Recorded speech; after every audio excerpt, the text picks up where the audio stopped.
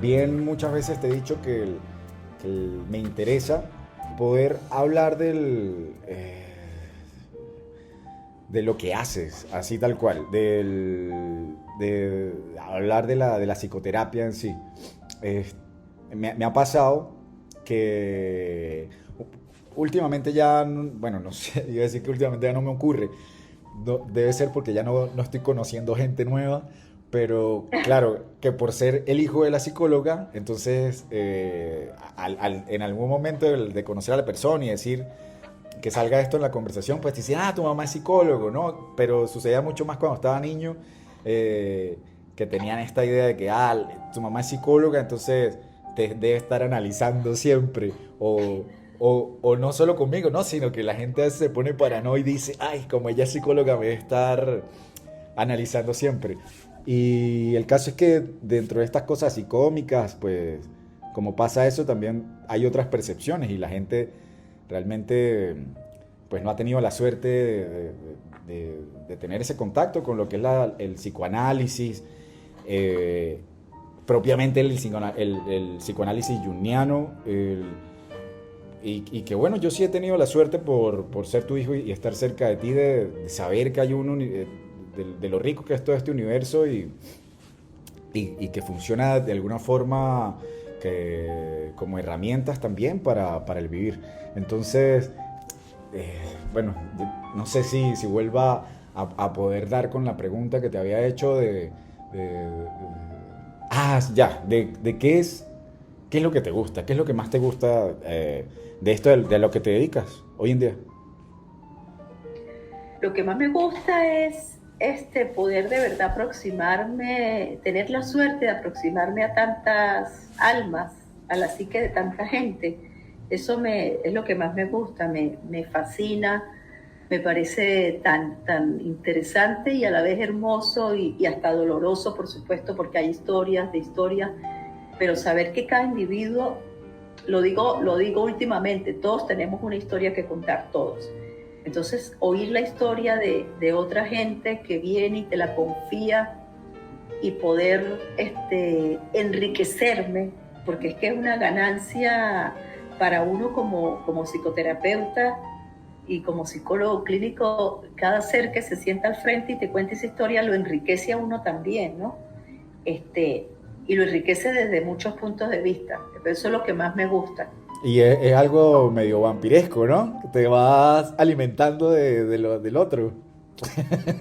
Bueno, Epa, ¿qué tal, no? Vampiresco, la palabra vampiresco, fíjate, ahí sí por deformación profesional, como digo, no la usaría, ¿sabes por qué? Porque como el vampiro lo que te chupa es la sangre, Claro. y chuparte la sangre es quitarte la vida, la vitalidad. Sí, Entonces es interesante porque uno habla arquetipalmente, del arquetipo del vampiro, entonces no es vampiresco porque no le voy a robar la vitalidad a oh, esa persona. claro, claro, claro. Lo que voy es a aprovechar de que me enseñe algo a través de su historia, que es distinto a quizás a ser vampira y lo voy a dejar sin vida y me voy a aprovechar de lo que me traiga.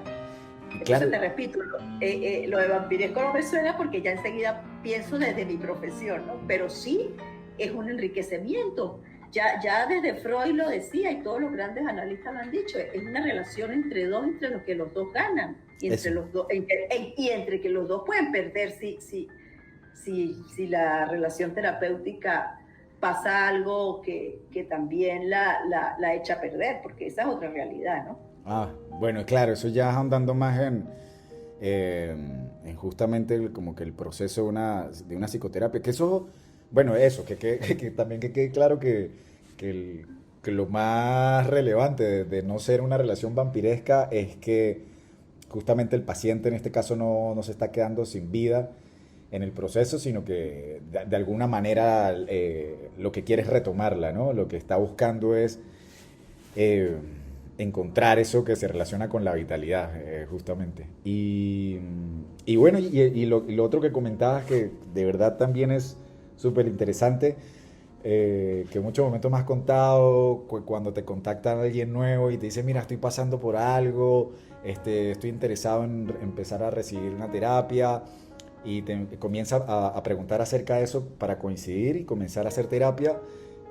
Luego te preguntan, bueno, ¿y esto cuánto dura? ¿Será que con una o dos sesiones ya estoy listo? Entonces, no se tiene la conciencia de que es un proceso y que tienes pacientes de años, ¿no? De décadas. Tú misma también, como psicoterapeuta, has recibido de otros especialistas, bueno, por mucho tiempo prolongado.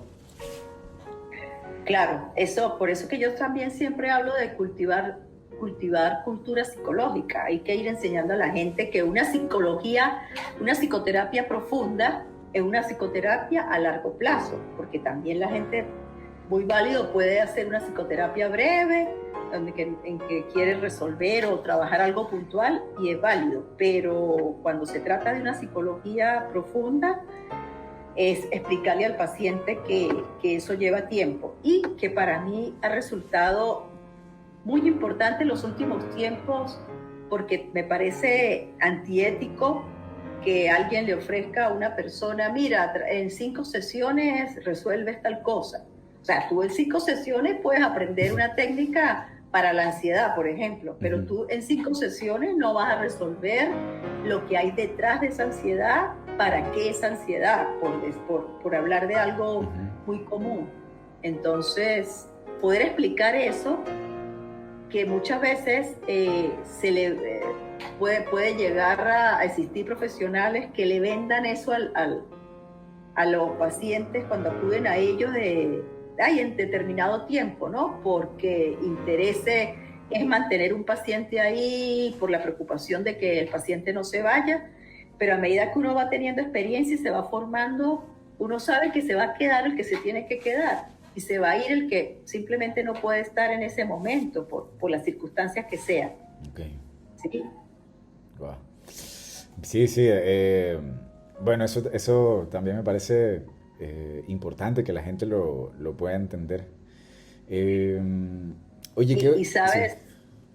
Y sabes también que la gente por lo menos pueda comprenderlo, que no asustarse con esto de, una psicoterapia para toda la vida, entonces, ¿qué significa? Que yo no avanzo, no, sino que uno evolutivamente, fíjate, hablando de las edades y las crisis, evolutivamente uno tiene situaciones diferentes que trabajar, reflexiones diferentes que hacer. No, lo que yo llevaba a psicoterapia a mis 30 no es lo mismo que lo que yo llevaba a los 40 ni a los 50, ni es lo mismo que yo llevo en este momento que estoy más cerca de los 60. Eso que tú decías, a través de la vida yo misma he estado en análisis y sigo estando, pero que la gente pierda el miedo de que, sigo estando, es que sigue todavía con tantos rollos, con tantos problemas que necesita todavía estar. No, sino que simplemente uno va viendo aspectos distintos para trabajar, y además que por supuesto de la psicología que uno practica, de la psicoterapia que uno practica, en este caso la del psicoanálisis y de la escuela junguiana, pero el psicoanálisis en general lo toma en cuenta todas las escuelas, es el análisis de los sueños. Entonces uno ya tiene material ahí hasta el último suspiro que exhale, porque mientras que yo esté recordando mis sueños voy a tener material que mi inconsciente me da para trabajar.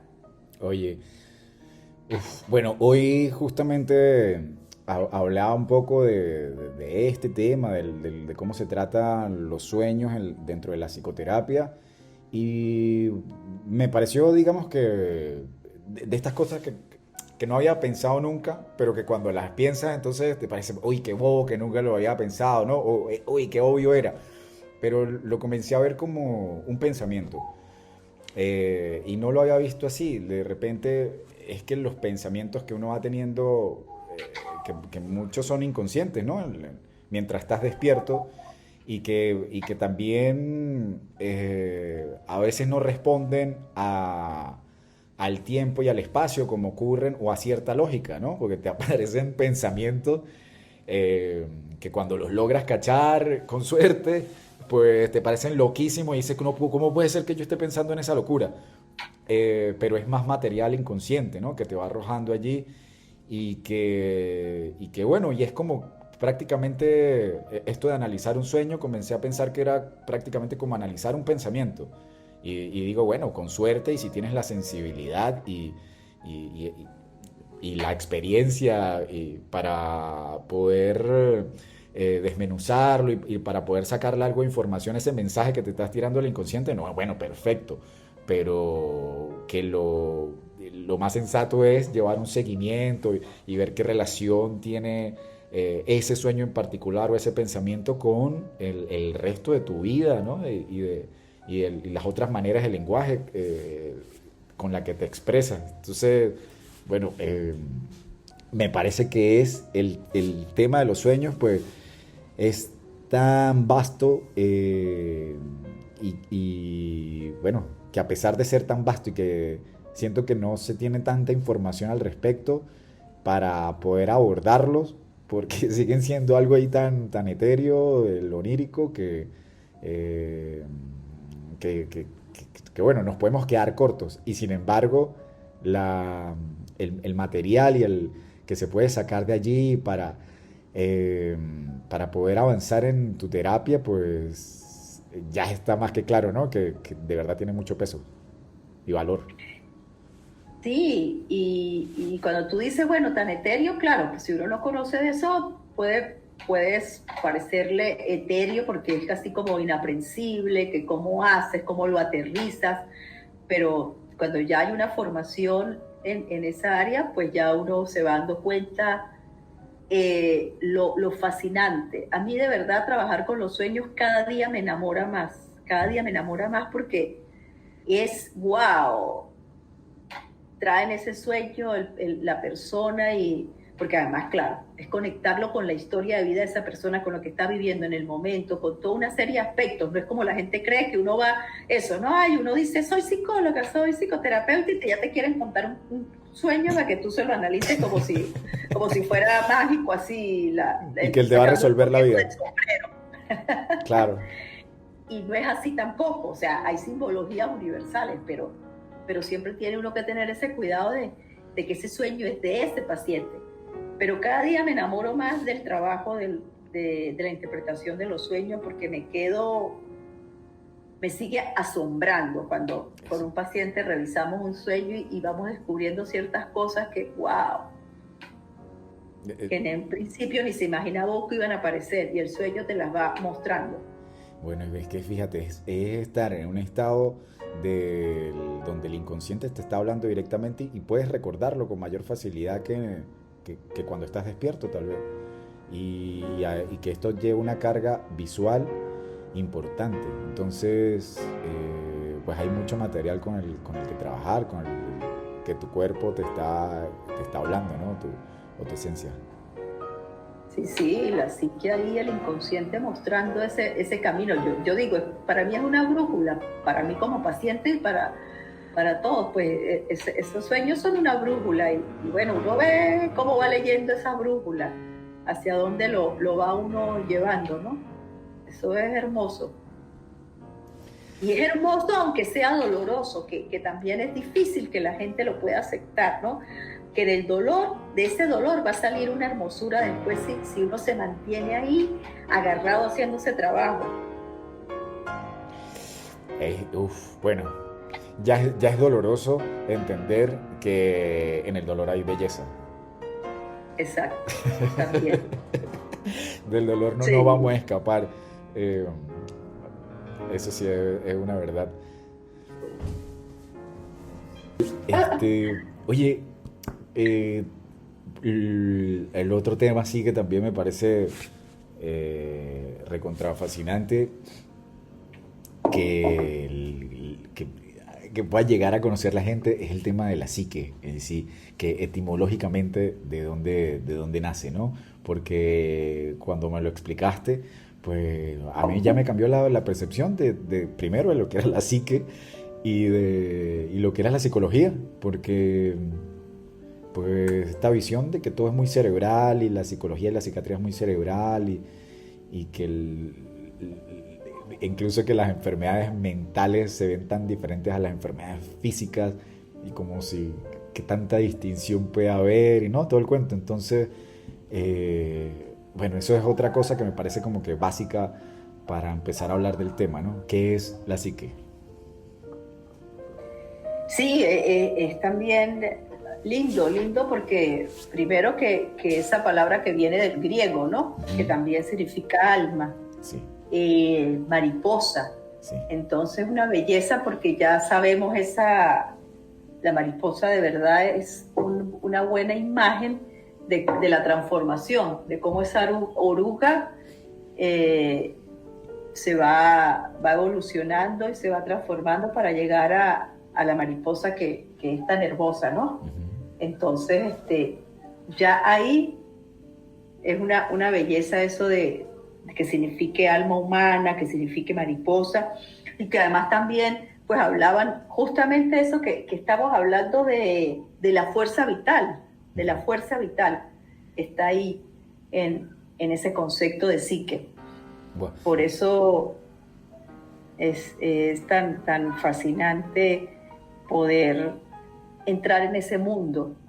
bueno, a entenderlo desde ese punto de vista, porque, o sea, el hecho de que entonces el alma, ese concepto del alma, que siempre ha sido tan ajeno a nosotros, de que no le podemos hallar la forma, no le podemos hallar la explicación, ¿no? Darle un concepto, o sea, ¡guau! Que nos cuesta tanto y que a la vez lo relacionamos entonces con esta fuerza vital, con nuestra esencia, con la chispa primaria y demás, y lo espiritual, sobre todo lo espiritual que también es que nos importa tanto, ¿no? En un punto y que, y que a la vez no nos hacemos cargo, pero bueno, eso es otro cuento, pero que esto que es el alma tan importante, eh, pues que a la vez esté tan vinculado con lo que es la transformación en sí, con este otro concepto de la mariposa. Y que entonces están unidos, están vinculados y a la vez pienso yo también con lo que concebimos como la mente, ¿no? Entonces que conviva todo esto dentro del concepto de la psique, de la psicología, a mí me dio una visión mucho más amplia, entender que no es completamente cerebral la psicoterapia, la psicología, sino que es el alma en sí, o sea, tiene mucha más profundidad de lo que estamos acostumbrados a ver. Que es interesante porque, claro, desde la ciencia queremos darle una explicación racional absolutamente a todo para poder saber dónde está, para que sea tangible, para que tenga una explicación lógica, pero lo fascinante es el misterio que sigue existiendo, que aunque ya la ciencia nos da explicaciones acerca de muchas cosas, sigue existiendo ese misterio y que entonces no todo es materialismo, porque sería el materialismo como opuesto a todo esto de lo espiritual, ¿no? O sea, el materialismo que es el que nosotros, justamente la palabra lo dice, necesitamos la materia, existe la materia, entonces, ¿dónde está esa materia? ¿Cómo es esa materia? Mientras que lo espiritual, pues, sigue siendo el misterio y lo seguimos sintiendo como una necesidad inherente del ser humano, pero que no vamos a poder darle explicación total. Y que ese misterio es fascinante, porque si bien uno le gusta, se alegra de que la ciencia siga haciendo descubrimientos, pero al mismo tiempo, particularmente, me sigue enamorando que el misterio siga estando presente. Que la ciencia me diga que hay otro órgano inteligente como es el intestino, que es otro cerebro más, que ya tenemos 2 cerebros, y que me explique todo eso y que yo pueda valerme de eso para mi bienestar y vivir mejor. Pero al mismo tiempo, ahí está el inconsciente, dándome sueños en la noche, regalándome sueños, y que el inconsciente, ¿dónde está? Está ubicado en algún área del cerebro. No ha podido decir el inconsciente es y pertenece a tal área del cerebro. Ese es el alma. Okay. Oye, pero es que bueno, una de las cosas que pasa también, que mientras más vas aprendiendo y conociendo, y en particular acerca de este tema, pues te vas dando cuenta del vínculo que hay en todo, ¿no? Que todo, cada vez, de que todo está relacionado con todo. Y bueno, una frase que me cambió mucho también la percepción fue esta de que el cuerpo es el inconsciente. Esto lo dice Mario Alonso Puig.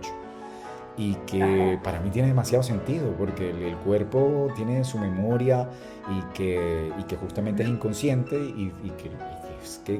que cuando le das un poquito de atención a esto te das cuenta que sí es así, que el cuerpo te va hablando y que, bueno, él va guardando todas estas experiencias que has vivido que no has estado consciente. Entonces, nada más con prestarle atención al cuerpo, ¿no? Con prácticas como el yoga, y ahí dices, mira, ya me está diciendo algo. Y bueno, otro tema acerca de eso que también me gusta mucho es el que nosotros como humanos tenemos esta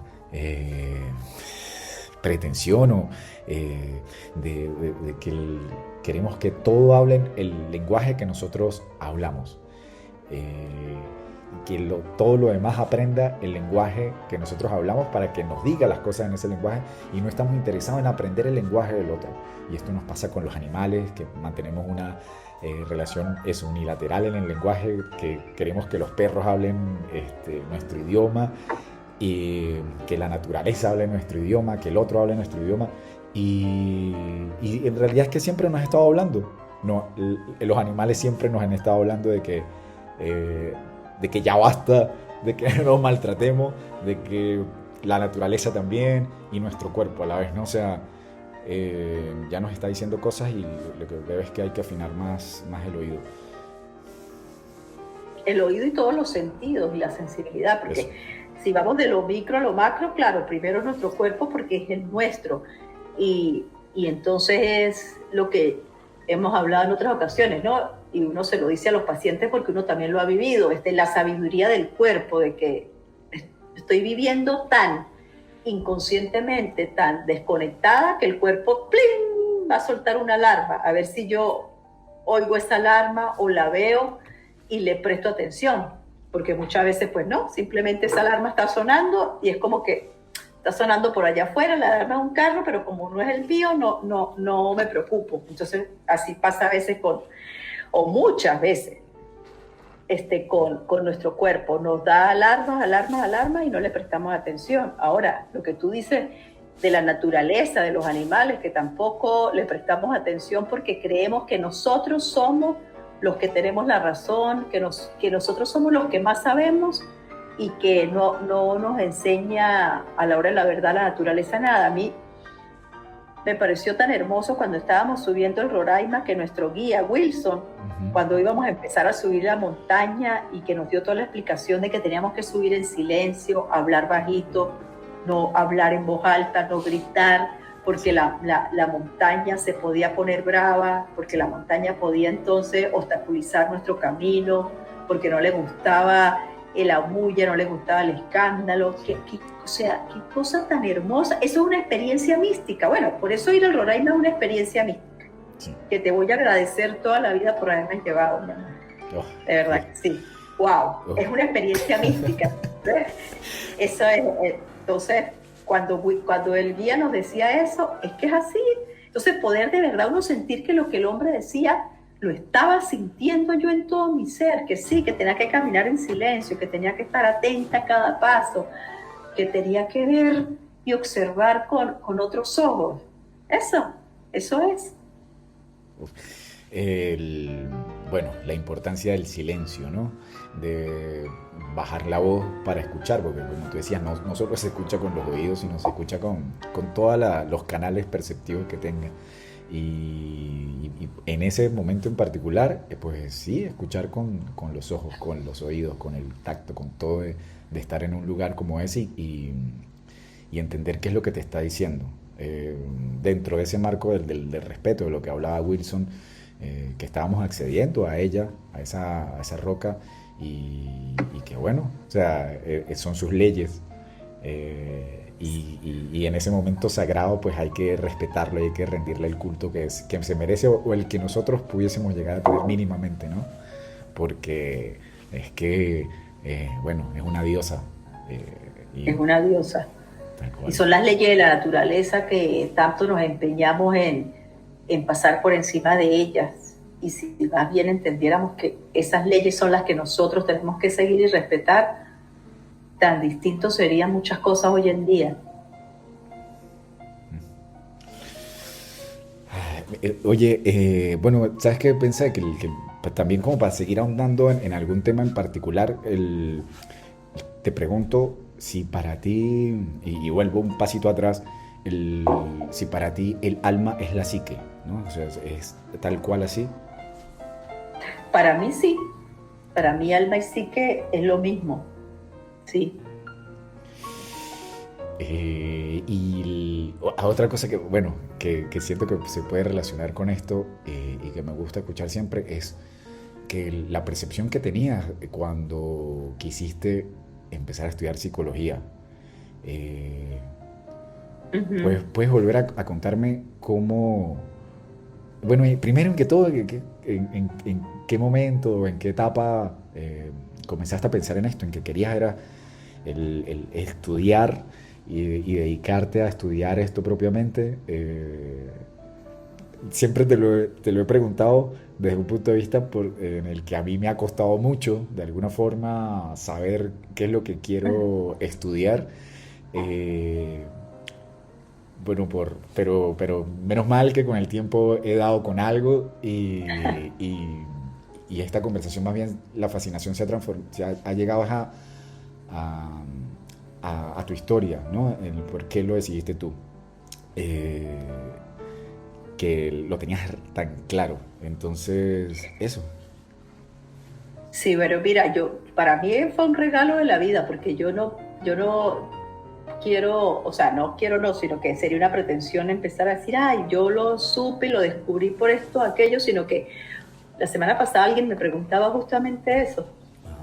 Cuando supe yo que quería estudiar psicología y de adolescente sentía y decía que iba a estudiar psicología y de paso siempre sentía y decía que psicología clínica, o sea, estaba ya tan segura que era psicología clínica. Ahora, realmente ni siquiera es porque voy a decir, ahí tuve una experiencia específica, leí tal cosa, no, no, era saber que la gente me hablaba y yo oía, pero ni siquiera, no sé, quizás en algún momento, recuerdo estando adolescente, acompañando a mi mamá a una consulta y que tenía que esperar ahí afuera una señora hablándome. Y quizás ese es el recuerdo más claro que tengo, que pensé, es que sí, yo definitivamente voy a estudiar psicología, porque sentía que, bueno, que la gente pues me hablaba y yo no tenía ninguna incomodidad en oír, Ok. ¿sí? O sea, me gusta oír, entonces no me incomodaba. Pero más allá de eso, yo no tuve ninguna, tú sabes, aparición ni nada, wow, una super historia para decir por qué, sino lo supe, algo había ahí que lo supe y que no lo dudé en ningún momento, pero no ay, porque sí, yo sí me la sé, ¿no? Algo pasó, o sea, algo pasó y eso fue como para mí el regalo. Ve que a mí lo impresionante de esto no es que haya, no sé, no es que haya caído un rayo en un árbol y entonces en el árbol quedó grabado tienes que estudiar psicología clínica, sino que lo que me sorprende es justamente que estés tan clara por esto mismo de que para mí ha sido tan complejo dar con qué es, ¿no? Y que, claro, con el pasar de los años me di cuenta que también siempre lo he sabido, pero de alguna manera ha resultado mucho más confuso, ¿no? Entonces yo ahí Claro, ya... me imagino Sí. hoy en día, después de todos estos años de experiencia y de el análisis, la psicoterapia personal y en esta psicología, en esta psicoterapia junguiana que es en la que he estado, verlo desde lo arquetipal, claro, hoy quizás podría decir, bueno, estaba ahí inconsciente, pues ese arquetipo del curador herido estaba ahí, solo que a mis 14 años no dije, ay, mira, leí sobre el arquetipo del curador herido y quiero ser, no, pero inconscientemente estaba ahí, ya tenía mis heridas y ese arquetipo, este, quizás sin aparecer de manera así que diga, wow, una, una epifanía, Ajá. pues se dio para hoy en día o hace rato ya entender, comprender que sí, que ese arquetipo del curador herido estaba presente, Bueno, seguramente en esa decisión, en esa certeza. y que este arquetipo pues justamente se le puede constellizar se puede constellizar en cualquier persona, ¿no? En cualquiera de nosotros y que hay un, no sé, yo lo veo como que en la gran mayoría estamos también en esa búsqueda de cómo sanarnos. Entonces, pues sí, ahí está de alguna manera inconsciente. Muchas personas pues andan también buscando su manera y su técnica de llegar a eso y conectar, o que ya justamente conectó con este arquetipo de Quirón. El ¿Ves? arquetipo está en todos nosotros, Sí. por eso son arquetipos, porque son universales. Todos tenemos el arquetipo de Quirón ahí potencialmente. En uno se activará, en otros no, en uno igual, ¿no? Se activa al lado del arquetipo, si hablamos del arquetipo del curador herido, pues en algunos se activa al lado del curador y entonces nos entramos en profesiones de ayuda.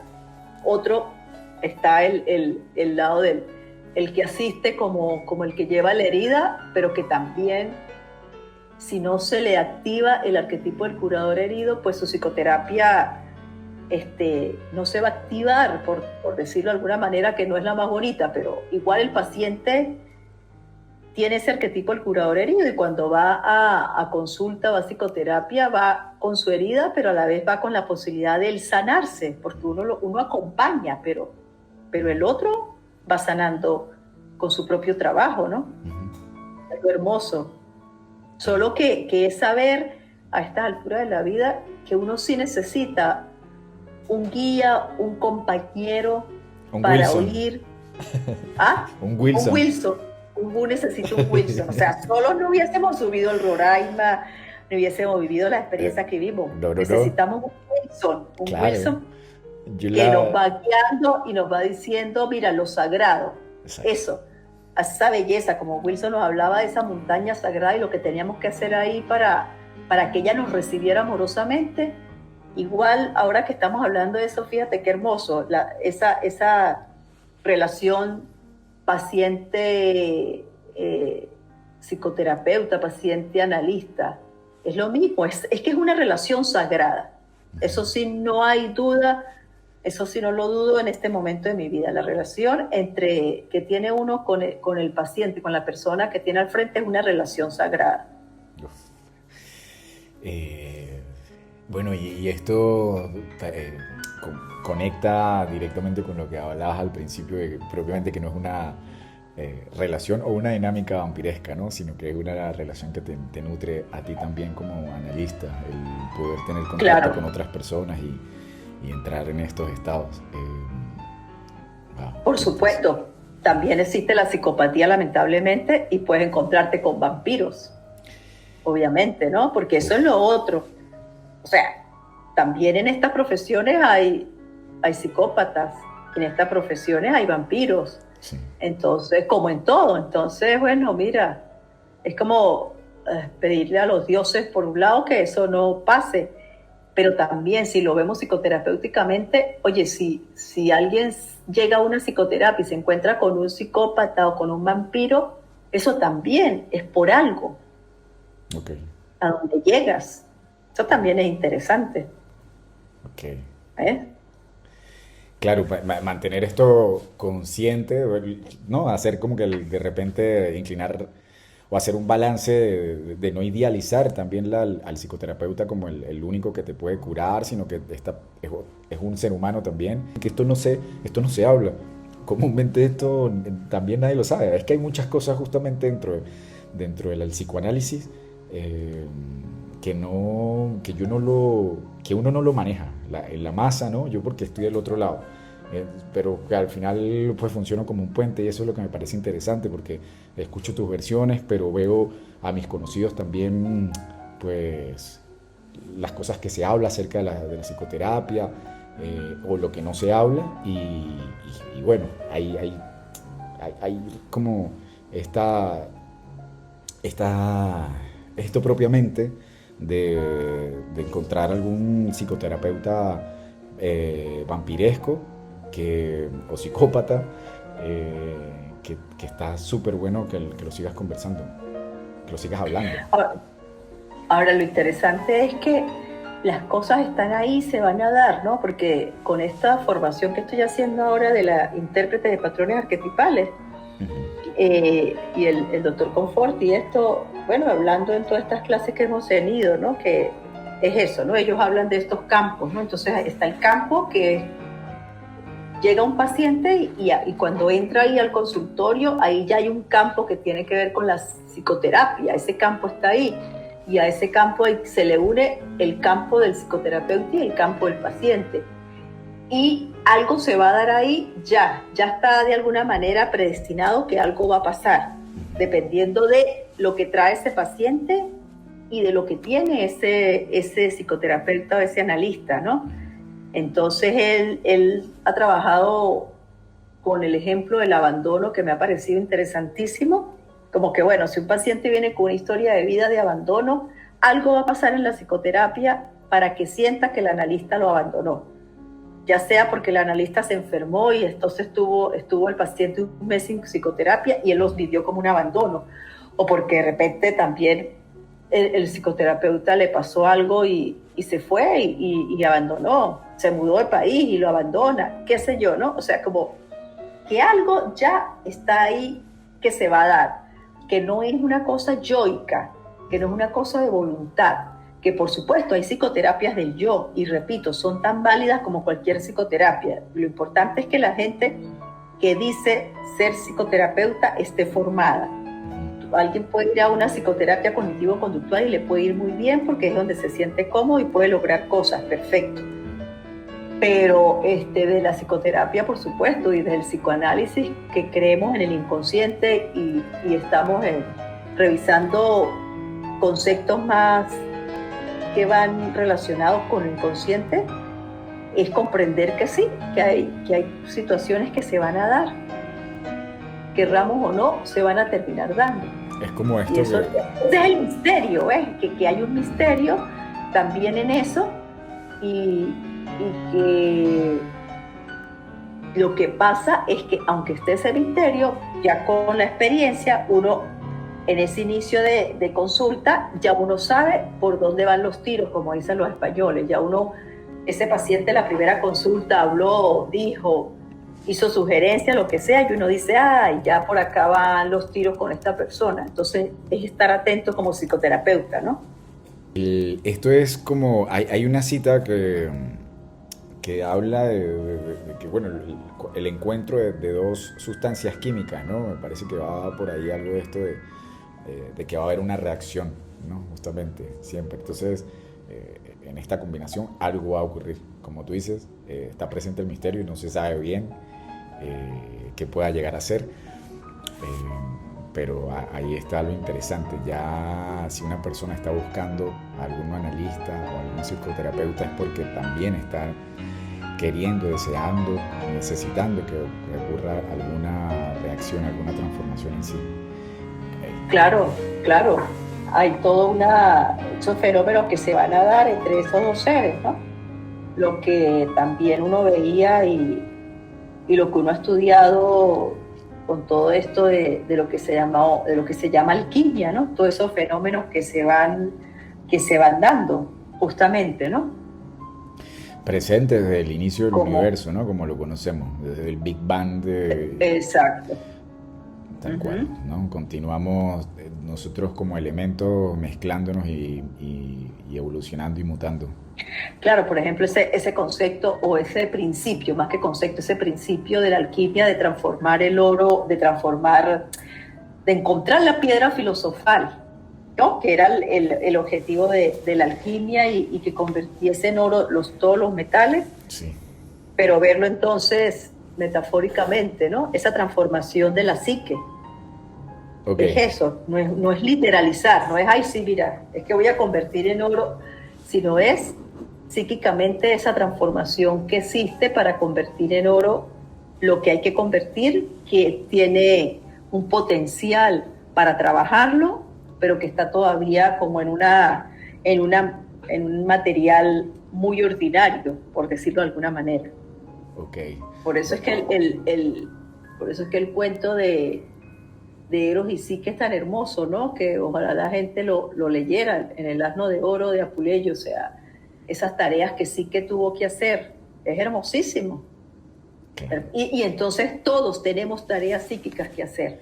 todos. Entonces, si uno está en un proceso de psicoterapia, va descubriendo y va viendo, oye, mira, las tareas psíquicas que cada uno de nosotros nos corresponde ya a nivel individual. Wow. Para, bueno, lograr esa alquimia, ¿no? Transformar en oro. En Bitcoin sería hoy en día de Exacto. repente.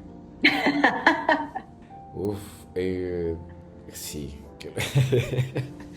Eh, oye, otra cosa que relaciono con el tema de la psique en general, que bueno, he tomado como de repente ese término para poder hablar acerca de él un poco, es esto que hablaba Jun en una entrevista que incluso se encuentra en YouTube, Uh-huh, y es la única que he encontrado filmada de él, uh-huh. hablando acerca de que lo más peligroso que existe en el mundo es la psique humana, porque en este momento en que nosotros estamos hablando acá, puede haber un grupo me parece que dice de rusos, yo no sé si lo dice así tal cual, pero que pudiesen estar reunidos a punto de oprimir un botón y hacer que estalle el planeta, ¿no? Y que justamente no le damos la atención necesaria para poder, bueno, no sé, iba a decir y que tratarla, pero para poder comprenderla, eso sí, mejor dicho. Sí, bueno, claro, que somos los seres vivos más peligrosos, los más peligrosos porque a cuenta de que somos los que tenemos conciencia, de que tenemos conciencia y tenemos la palabra, entonces los consideramos los más poderosos y es como tú dices y como decía Jun en esa entrevista, o sea, estamos aún, bueno, lo estamos viviendo Es que somos todos más los días peligrosos con que un todos virus. los ejemplos que vemos de poder y de destrucción. Es Claro, que claro. podemos destruir de una manera tan fácil, tan sencilla, sin que le tiemble el pulso a una serie de individuos, Oye, de una pero manera, bueno, que cuando te escuché ahorita comencé a pensar, bueno, pero ¿qué especie puede ser más peligrosa que nosotros? Y claro, comencé a pensar, no, en un tigre, en un elefante, una ballena, no sé qué. no, Luego pasé a los virus en sí, y es que ni siquiera esta pandemia resulta tan peligrosa como, o sea, el humano, ¿qué digo? El virus que estamos viviendo hoy en día, ni siquiera ha matado tanta gente como ha matado las guerras en la historia. O sea, claro, y... los Exacto. genocidios que han habido. Hillman tiene un libro que se Y que llama siguen habiendo. Terrible amor a la guerra, Sí. el terrible amor a la guerra, porque es que de verdad el hombre ama la guerra, el hombre ama estar en guerra, Guau. eh, eh, eh, ama destruir, lamentablemente, el Ya, poder. pero, bueno, no sé, eso es me resulta como, a ver, difícil de comprender utilizar el término amar, ¿no? Ya de por sí el término es súper complejo, o sea, ¿quién realmente ha explicado lo que significa el amor y el amar, ¿no? Pero ¿hay algún otro sinónimo para poder decir esto, de que hay un vínculo y un deseo tal vez por la guerra en sí? O si es amor. Bueno, mira, él habla, de hecho su libro se llama El terrible amor a la guerra y pudiera parecer paradójico, claro, pero es que al mismo tiempo te puedes enamorar de tantas cosas que también te enamoras de lo que es terrible, también te enamoras de lo que es malvado, Oh. o sea, la maldad también te enamora, Claro, ¿eh? claro, claro, claro, Que, claro. que, eso, que eso lo vamos a ver convertido o lo vamos a ver expresado, perdón, en poder, y entonces ya en poder, en control, en sometimiento, pero es que amas tener el poder, lo amas tener el poder, vamos a ponerlo así, Sí, sí, sí, sí. ¿ves? Entonces suena paradójico, pero al mismo tiempo no lo es. Bueno, es que Triste. nuestra percepción de repente de idealizar el amor como algo exclusivamente bueno, ¿no? Y bondadoso. eh, Eso. por- por- Y no es así. y Y no es bueno, así. sí, de repente, si me preguntan a mí con qué relaciono el amor, y lo relaciono mucho más con la conexión, con el vínculo, que de poder hablar tal vez de el amor, ¿no? O el amor total, pues lo relaciono es con un sentimiento de estar unido y relacionado con todo. Eh, bueno, y con lo que considero malo y con lo que considero bueno, con lo que considero violento, bueno, es lo que es simplemente esta vida, este universo, ¿no? Pero lo hallo más con la conexión, ¿no? Pero muy profunda. Entonces es como, para mí en este sentido, una conexión muy profunda con la guerra y que sí, no podemos obviarla, o sea, está ahí, la historia toda está escrita en base a las guerras, y que eso también es algo que nos da una indicación que es sumamente importante y que ha funcionado como momentos trascendentales, bisagras para nosotros como humanidad. Claro, fíjate que nosotros que pertenecemos a la cultura occidental, ¿cuál es el primer libro? La Ilíada. ¿Qué es la Ilíada? La guerra de Troya. Empezamos con una guerra. ¿Eh? Sí. Entonces es inevitable, o sería, claro, muy ingenuo creer que vamos a ver el amor idealizado, que todo es bueno, bonito, incapaz de hacer daño. No, es que el amor es terrible, el amor es terriblemente hermoso, pero terrible. Y entonces también podemos estar conectados de una manera terrible a otra persona. Si hablamos, y a otra persona no solo en pareja, porque lo podemos ver en relaciones de padres e hijos que terminan siendo tan destructivas, ¿verdad? Hijos que destruyen a padres que destruyen a sus hijos, hijos que destruyen a sus padres.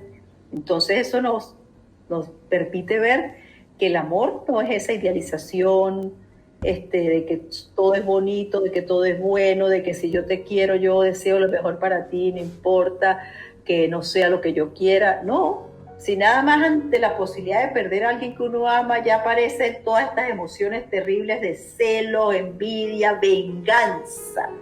¿Ves? Entonces, ¿cómo que pretender que el amor lo vamos a ver solo en una cara, ¿no? Oye, pues tiene dos caras. Tiene dos caras, claro. Entonces, también necesita de cierta orientación, de cierta forma, para tal vez utilizarlo de una manera en que sea beneficiosa, por así decirlo. Necesita eso, como cierta orientación, el amor. Bueno, no lo sé si va por ahí. No, porque ¿cómo orientamos el amor? No sé, o sea, a ver, decir que necesitamos orientar el amor, claro, a mí me suena muy desde el yo, ¿no? Ajá. Entonces, como, pues no lo logro ver así. O sea, el amor es arquetipal y arquetipo al fin va a tener su lado luminoso, su lado oscuro, su lado sombrío. Okay. Lo que quizás, no sé si es lo que quieras decir es, bueno, ¿qué es lo que va a prevalecer? Oye, que ojalá prevalezca el lado luminoso y que los aspectos sombríos no sean los que prevalezcan para que no destruya. Eso podría ser, ¿no? Pero si prevalece el lado sombrío, el aspecto oscuro, pues ese es el que nos va a arrastrar y por eso justamente vemos relaciones que terminan como terminan, matándose, destruyéndose, okay, todo este tipo de cosas, porque prevalece el lado autodestructivo. Ah, bueno, entonces sería de repente como poner atención en el lado luminoso, ¿no? Porque el amor ya es.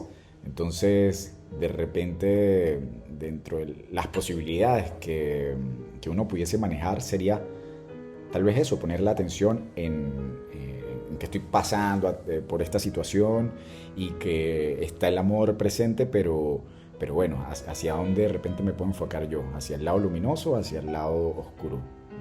Pero más que hacia dónde me puedo enfocar, porque es que eso sigue siendo así como eso que te digo, muy yoico y es que yo lo dirijo, no, es simplemente estar atento y hacer conciencia qué es lo que está presentándose en este momento. ¿Cómo estoy yo en este momento amando? Sería así. Ajá. Yo estoy amando en este momento desde lo más noble, desde lo más hermoso, o yo estoy amando en este momento desde mi lado más oscuro, desde mi lado más perverso, porque por eso está la perversión. Imagínate todo el mundo de los perversos. ¿Ves? Ya, entonces no es lo yoico, sino es estar ahí y ver desde dónde, qué es lo que aparece en mí, cómo me relaciono yo con los otros, pero no porque yo lo pueda dirigir yoicamente y controlar, no, Pero es que, claro, es que me estás haciendo entender algo como que nunca había entendido de esta forma y es que el amor en sí, viéndolo de una manera arquetipal, como Eros, ¿no? Que así se le llama, o así se representa, pues ya es, y es un dios, y existe, y justamente como que se va a manifestar, y no lo puedes controlar ni lo puedes orientar, como está diciendo yo, sino que se manifiesta, ¿no? Como es, y lo que puedes hacer entonces es justamente ver esa fuerza, esa deidad manifestada en ti, y bueno, y con suerte entonces, como tú dices, poder verla, ¿no? Y reflexionar en cómo estás amando. Wow, pero es que Claro, ajá, Eros es una fuerza, es un daimon, como lo llamaban los griegos, daimon no como demonio cristiano, sino un daimon como una fuerza. Entonces esa fuerza que es Eros está ahí, y ese Eros es tan maravillosamente hermoso como maravillosamente terrible. Y ok, la misma mitología, claro, cuando hablamos de esto como un dios, porque estamos hablando desde lo arquetipal, que la mitología es la que nos permite ver lo arquetipal, entender lo arquetipal, pero la misma mito nos dice, ahí está Eros que puede dispara su flechita y te enamora, o decide que dispara la flecha de plomo, ok. y si te dispara la flecha de plomo, pues no vas no vas a corresponder a ese otro amor. O sea, ahí está también lo terrible, que si lo vemos imaginaria desde la imagen, ¿no? ¿Cuál flecha disparó Eros? Vamos a ponerlo así, la de plomo o la flecha, tú sabes, de oro, que sí es lo amoroso, que es la pasión hermosa, todo esto. Eh, o el amor no correspondido, por decirlo de alguna forma. Pero sí, lo que tenemos que tener presente es que un arquetipo y arquetipo, en el arquetipo está siempre las dos posibilidades. Oye, y bueno, y también de esto de las dos posibilidades también es un espectro, digamos, ¿no?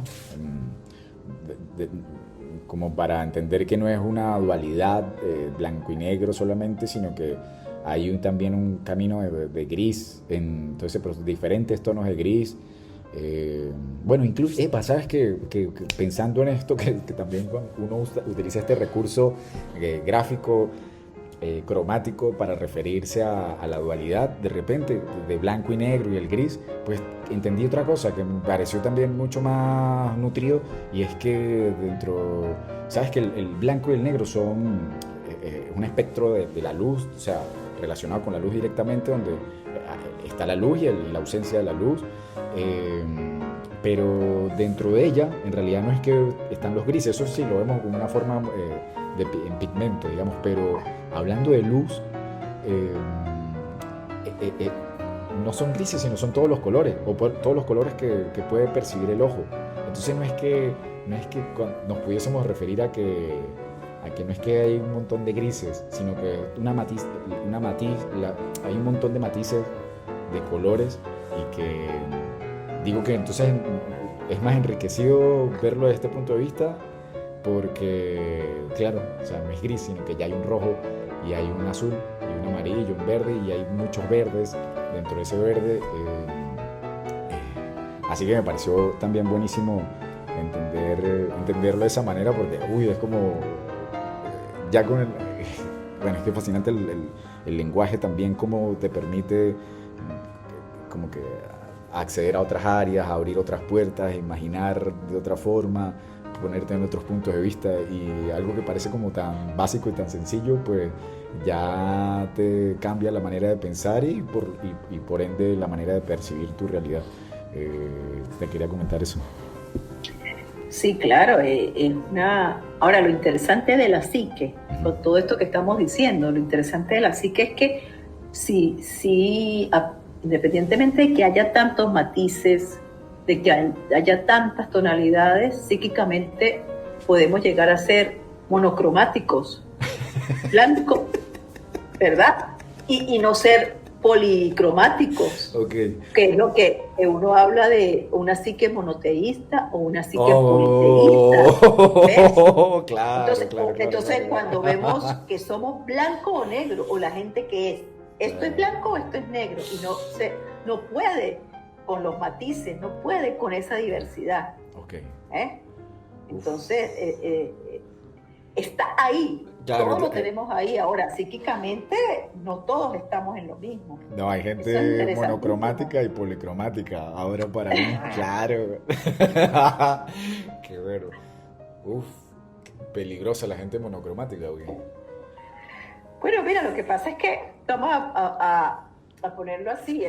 Si uno es monocromático, si uno es con una psique monoteísta, solo va a poder ver una posibilidad, y eso te puede llevar a que te pierdas una cantidad de colores y de matices que hay afuera, y también existe la posibilidad de que entonces seas muy rígido, que no comprendas lo de otras personas, que si yo soy monocromática y llegas tú eres policromático, entonces choco con toda esa cantidad de colores y luces que tú me quieres mostrar, porque me parece que no, que tiene que ser blanco, tiene que ser negro, un pensamiento muy dicotómico, y que en última instancia es lo que vemos en el fanatismo. Y sí, entonces es muy peligroso, claro, hablando ya del fanatismo, ojo, ¿no? Ese ya es ese polo peligroso, ¿no? Claro, un extremo. Porque tampoco es que el extremo, pero eso, el fanático tiene un pensamiento totalmente monoteísta en ese sentido, o sea, cree en una sola cosa y por esa causa va a morir, cuando hablamos de fanatismo. Entonces, se dice fácil, ¿no? Que en la variedad está el gusto, que cuanta más diversidad haya, mejor. Pero eso no está en todas las psiques. No. En todas las psiques no está. No, para nada. Sino ojo, y eso está en todos nosotros. No es que nosotros nos la vamos a echar de que, yo soy, tú sabes. En todos nosotros pueden existir y existen aspectos monoteístas. Sí. Ojo, también es importante, porque puede ser que yo no tengo una psique monoteísta total, pero de repente hay un aspecto de mi vida en el que yo me descubro en ese aspecto muy monoteísta y que me cueste aceptar la diversidad. Okay. También, ¿no? Okay. Oye, y en contraposición, digamos, de lo que hablamos acerca, citando a Jung, de que la psique es lo más peligroso que existe. Bueno, ¿qué sería la contraparte? ¿Cuál sería ese lado también? ¿Hay algo que justamente no considerarlo como lo más peligroso que haya, sino algo también, la psique la puedes considerar como algo que nos puede llegar a salvar? Sí, claro, o sea, así como la psique puede ser lo más peligroso, también la psique puede ser lo más hermoso, lo más sanador, contiene todo. Sí, quizás lo vemos de lo que estamos hablando, ¿no?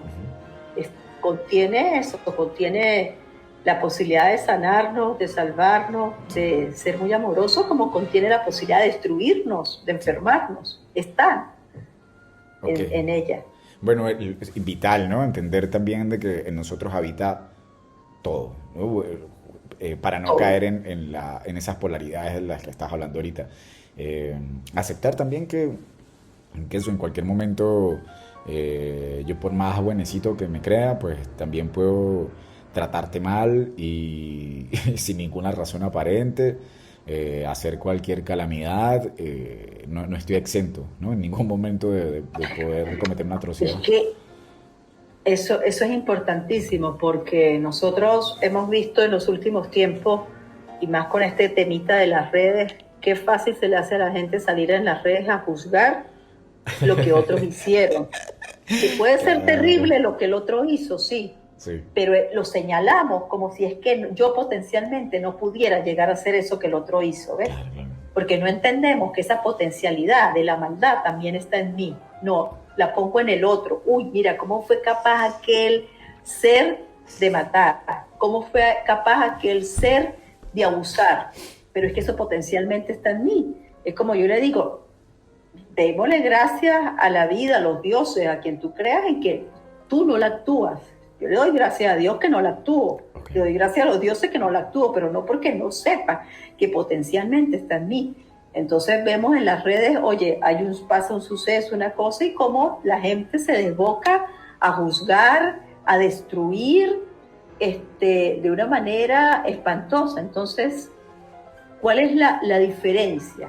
Ah, que tú te crees bueno y el otro es el malvado. No, tú también puedes ser tan malvado como ese ser. Sí, y lo Y hemos entonces sido. esto yo creo que Jesús, de las frases más valiosas, más compasivas que tuvo, fue cuando dijo que esté libre de pecado, que tire la primera piedra. De lo más compasivo que me parece a mí, cuando iban a apedrear a María Magdalena. El que esté libre de pecado, que tire la primera piedra. ¿Quién la va a tirar? Entonces yo siempre he dicho que parafraseando esa frase de Jesús Sí. y llevando a la teoría los complejos, lo que hablaba Yune, también yo digo, bueno, el que esté libre de complejos, que tire la primera piedra, porque todos tenemos complejos, Ujú. ¿sí? Pero bueno, nos creemos que somos tan egocéntricos que podemos llegar a creer que no, que yo no soy capaz de eso. Sí soy capaz.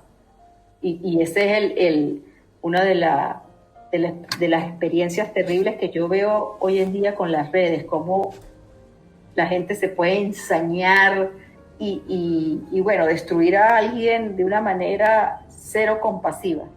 Oye, pero es que bueno, no sé, a mí me parece que eso siempre ha existido. A ver, que cuando yo estaba en el colegio, yo ya veía esa mala intención en mí, en mis compañeros, siendo unos niños, solo que ahora el poder de amplificar ese mensaje Uh-huh. tan poco empático y tan poco compasivo, pues se replica mucho más rápido y tiene más alcance. No sé, o Sí, sea, las redes más bien por otro lado, que, no sé, no puedo dejar de verle el lado positivo a esto, es que nos están haciendo cambiar la manera de pensar a una manera de pensar mucho más en red, ¿no? En conjunto, no es tan lineal como era antes, sino que creo que rompe un poco la barrera del egocentrismo en sí, nos da unas nuevas perspectivas de que, epa, no, ya va, ya de verdad es que somos 7 billones, o sea, de verdad que somos una cantidad absurda de seres humanos, de verdad que en estos países ahorita están en guerra. Ah, bueno, esta manera de pensar de una manera más, más en conjunto, más como una red, más de entender que sí están pasando otras cosas en la otra parte del mundo y que me hace, por un lado, sentir mucho más pequeño, ¿no? Todo esto y bueno, también cualquiera se puede hacer famoso, cualquiera se puede hacer viral, pero, pero siento que nos ubica mucho más, que nos pone, que nos contextualiza mucho más. pues ahí también suceden las dos Sí, cosas, porque eso sucede, sí, pero también sucede lo otro, nos idiotiza muchas veces y sí. también nos llena de una banalidad y de un vacío las redes y también nos lleva a esto que estamos hablando. O sea, lo importante, fíjate, es que siempre van a haber mínimo dos caras, dos aspectos. O sea, las redes tienen muchísimas cosas valiosas, aportes valiosísimos que pueden ayudar a construir, pero también tienen la posibilidad de destruir. Entonces, así como nos ayuda, como tú bien dices, a profundizar, a darnos cuenta de una serie de aspectos, también está lo otro, Ujú. también está lo otro. Entonces es como todo, ¿no? Como, bueno, sí, eh, ¿qué uso le damos? Eso está ahí. ¿Y qué uso le damos? Es el que es lo que tenemos que ver. ¿Le voy a dar un uso ético a esa red o no le voy a dar un uso ético? Es lo que te decía al inicio cuando estábamos hablando. ¿Qué contenido voy a generar yo? Que es lo que te decía, veo tantas soquetadas también en las redes que digo, no, yo no quiero generar un contenido de soquetadas, de vacío, solo porque la gente se ría o porque la gente diga, ay, mira, porque hay mucha gente que hace contenido porque lo que quiere es sumar seguidores y no importa que sea vacío lo que dice o que sea tonto, lo que quiere es decir que tiene no sé cuántos seguidores. Eso es una manera, eso está ahí, Sí. pero ¿Qué es lo que quiere cada uno? Es una pregunta que tenemos que hacernos, considero yo. ¿Qué quiero yo con las redes? ¿Hacia dónde quiero ir yo con el aprovechamiento y el uso de las redes, ¿no? Porque también está el lado destructivo, obviamente. Uno solo tiene que asomarse ahí para ver a veces los comentarios de la gente, como te decía hace rato, con situaciones que suceden porque alguien, bueno, se descubre que alguien lamentablemente transgredió, porque es eso, ¿no? Cuando aparecen las transgresiones, creemos que nosotros no podemos transgredir. Y es que hasta la transgresión tiene dos caras, fíjate lo interesante, porque la transgresión ha permitido el conocimiento. Si el ser humano no fuera transgresor, no hubiese descubierto tantas cosas que ha descubierto. Ahora, esa transgresión te permite ese conocimiento, te permite crear. Hay otra transgresión que destruye, que hace daño al otro. Es que es interesantísimo que no nos olvidemos de eso, ¿no? Que no es unilateral. No es unilateral. Wow. Bueno, ese término sí puede que necesitemos incluso prestarle más atención. Aceptar de que somos unilaterales y no nos estamos dando cuenta. No sé, como te decía, me fascina el término porque ahora que se ha podido hablar de una manera más abierta, han tenido más espacio también las mujeres luchando por sus derechos. Hoy en día parece como absurdo, ¿no? Pero es que ustedes tienen toda la historia de la humanidad luchando por ello y que yo me veo como hombre también manejando eso, un lenguaje unilateral. Era como, no, yo no estaba interesado, bueno, hablo por mí, pero también siento que hablo por los hombres en sí, que no, simplemente lo único que tenía valor era mi opinión, era lo que yo quería. La mujer no. Entonces simplemente no me interesaba en entender su lenguaje. No podía entender también que tuviese aspectos diferentes a los míos como hombre, que por eso la negaba y le quitaba y le restaba valor. Entonces veo que está implícito en tantas cosas del día a día, en la relación que tenemos con todo. Entonces eso, entre el hombre y la mujer, entre el humano y los animales, que es el que, no sé, ese también me parece loquísimo, con la naturaleza en sí, ¿no? Y bueno, y con la vida misma, que la vida misma te va diciendo cosas y que simplemente pues no le paramos bola, o no queremos. Sí, es poder comprender que podemos compensarnos, que podemos equilibrarnos, ¿no? Hablando del hombre y la mujer, no como que uno es mejor que el otro, sino que somos diferentes y que eso es lo maravilloso, que esa riqueza es la que nos permite vivir experiencias mucho más hermosas también, cuando entendemos que hay una psique de lo masculino y hay una psique de lo femenino, que las dos psiques de paso están en nosotros, que no se trata de género, no se trata de que soy mujer u hombre, sino que en mí hay aspectos, cualidades de lo masculino, como hay cualidades de lo femenino, y en ti también. Entonces, ¿qué cualidades prevalecen? Porque eso también es interesante. Cuando tú dices, bueno, esto que yo pensaba en la mujer, pero bueno, y tus aspectos, tus cualidades de lo femenino, es entonces ver, bueno, mira, ahora comprendo más, ahora puedo ser más amoroso, ahora puedo ser más nutritivo en mis relaciones, es eso, es que todo está contenido en nosotros. Todas esas posibilidades. Todo está contenido dentro de nosotros, todo está contenido dentro de nuestra psique. Exacto, la psique, todas esas posibilidades están en nuestra psique. ¿Cuál va a hacerse presente? Es otra cosa. Todas las posibilidades están dentro de nuestra psique. Esto también me ayuda mucho a entenderlo. Empecé un poco la aproximación que he tenido a través de ti con la mitología griega, ¿no? Porque justamente te has dedicado a estudiarla y como una manera también de representar lo que es la psique humana y que se estudia desde justamente la época de los griegos, ¿no? Hace ya miles de años. El hecho en que estos mitos, tratando de leerlos de una manera tan literal hoy en día, donde digamos que Zeus se convierte en un animal y de repente no es hijo de quien fue de repente alguna otra figura que no correspondía con su familia, donde lo que quiero decir es que se confunde o no se respeta el tiempo y el espacio, ¿no? Creo que fue lo primero que me llamó la atención, el encontrar una manera que representara esta instancia de la psique humana, donde está completamente todo, y que las leyes de lo racional, digamos eso, del tiempo, del espacio, pues trabaja de otra forma. Entonces, bueno, a ver, que no sé a dónde iba a mucho con eso, pero sí siento que esto de la mitología, de alguna manera, a mí me ha hecho entender a través de esa literatura, de darle una imagen y darle forma a cómo pudiese estar, a cómo trabaja la psique en sí. Sí, sí, es eso, es la riqueza que existe ahí en los mitos que nos permiten ver, que nos permiten a través de ese mito comprender que eso que está en nuestra psique, ¿no? Cualquier mito, y después de leer ese mito, wow, ver que esa puede estar en mí también. Cuando vemos el mito de Eros y Psique, o cuando vemos cualquier mito, cuando vemos a cualquier dios griego en este caso, que también pasa con las mitologías, con las otras mitologías que son